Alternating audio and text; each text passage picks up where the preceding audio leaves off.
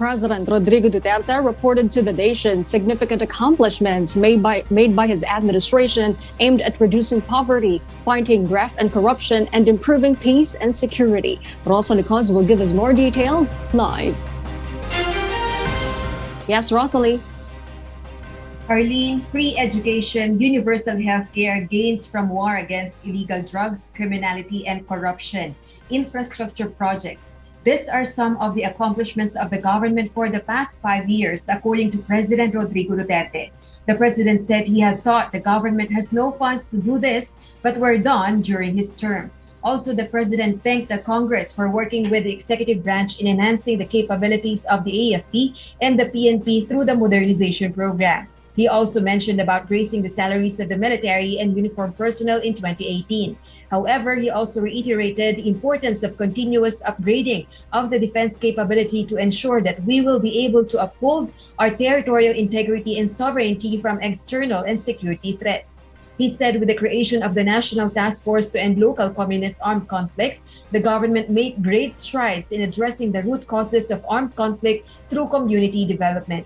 He cited 17,000 former communist rebels who have surrendered to the government and returned to the fold of law.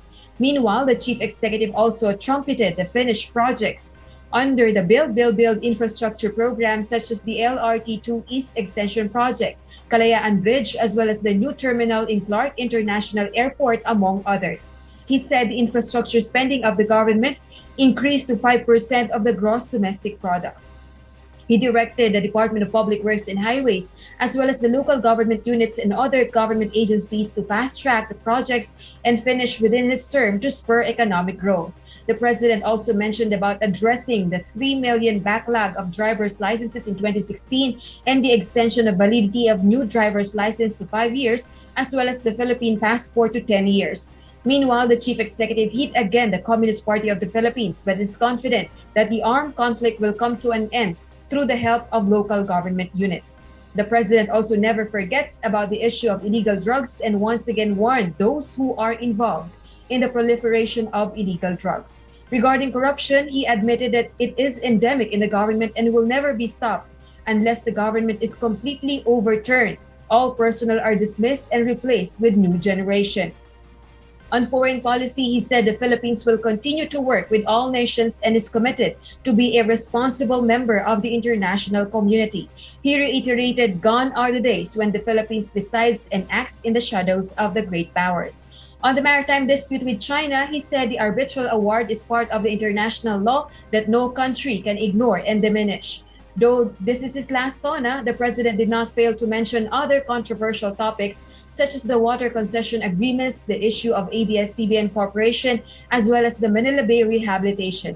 On COVID-19 pandemic, he cited the efforts of Congress in passing Bayanihan 1 and 2 to assist the Filipinos greatly affected by the pandemic, as well as the intensified testing capacity and construction of more quarantine facilities. He also mentioned about the possibility of imposing new lockdowns if the country will experience extreme COVID-19 surge due to more transmissible and deadlier Delta variant. However, he warned of irreversible economic damage if more lockdowns are declared. He also encouraged local government units to intensify their vaccination program.